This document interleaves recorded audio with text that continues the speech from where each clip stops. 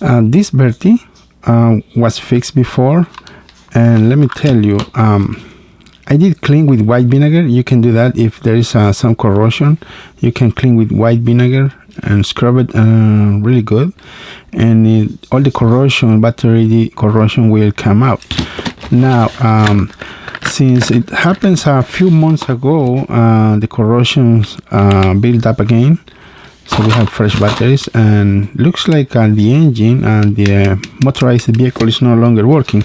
Now I have here my wire that is connected directly to my PC. This is a USB cable, and it looks like something is going on with Bertie. It's no longer working. We have to remove the top of the chassis and get access to the electric motor. And the electric motor, it's already corroded. See there? That's the reason it's no longer working.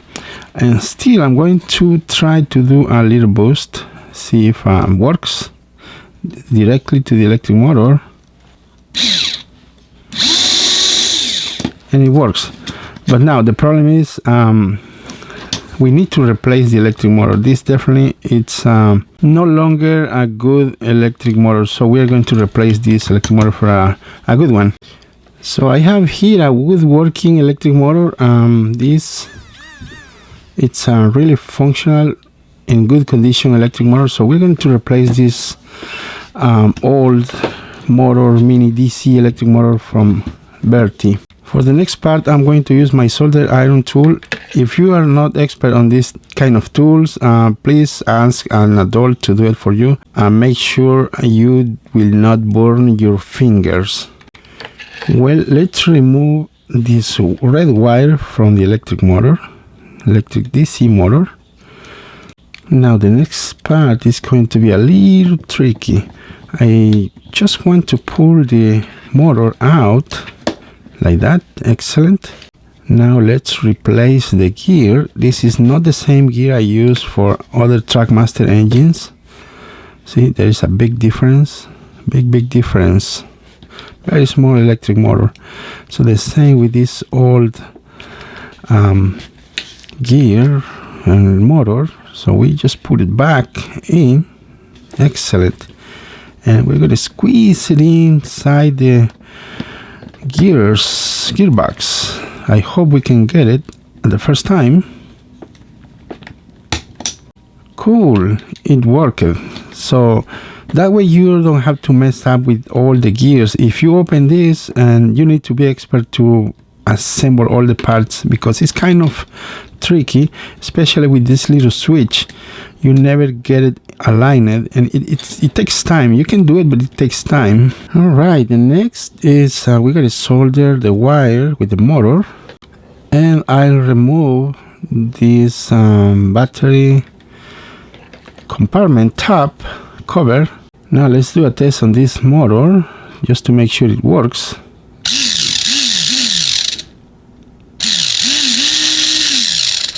Okay, it's working. And as you can see, this motor, this old motor from Bertie the bus, is no longer in good condition. So definitely it's garbage. You can use the magnets. Talking about that, I need some magnets. This will be for my screwdrivers. Yeah, you want to get those magnets out. In a minute I'll explain you why you need these magnets. The reason is because you can use these magnets for your screws. Look, you put it like that, see, and that will be easy for a lot of your work. Now I need to do a permanent solution for this problem. I have here a white vinegar. Let's submerge the battery contacts in white vinegar.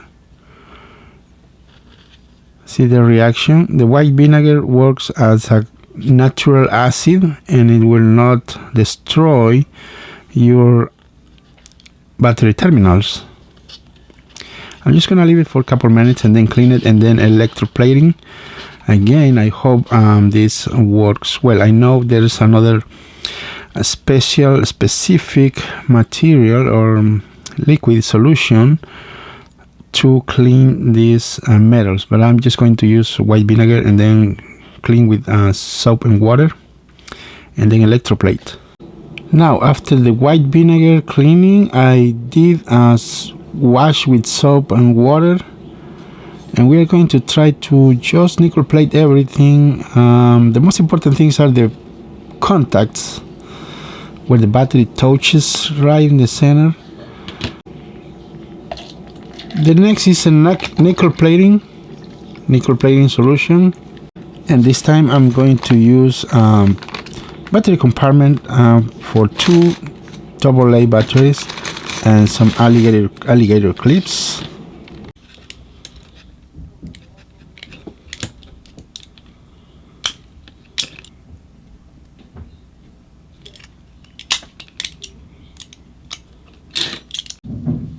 Now I want to secure. Cool. I just want to keep it in place.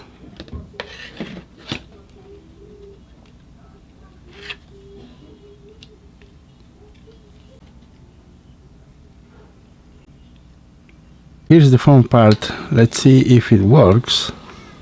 You're not gonna see it, it's too dark, but it's working. How about now? Cool. Working. I'm just gonna leave it there for a few seconds, maybe 30 seconds. Can you notice the difference? Rust, nickel plated.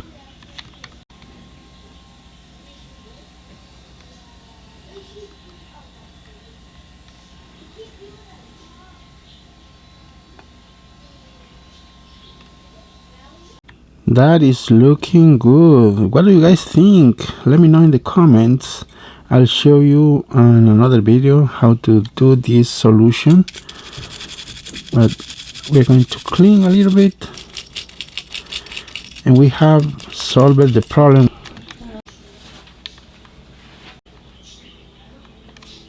Okay, now the last part, we have to solder the negative wire, which is the blue wire, to the cover. Before we put all the screws in place, I'm going to do a test. See, it is working. Now let's put the screws. In this case, I decided to use nickel plating because we cannot find really small battery terminals. So that's the reason I use nickel plating on the battery contacts. But as you can see, this thing is working phenomenal, like new. Look.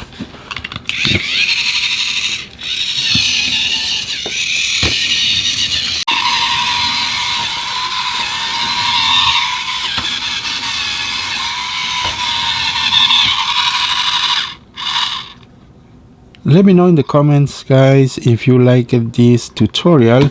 If you don't know how to do this nickel plating, I'll show you in another video.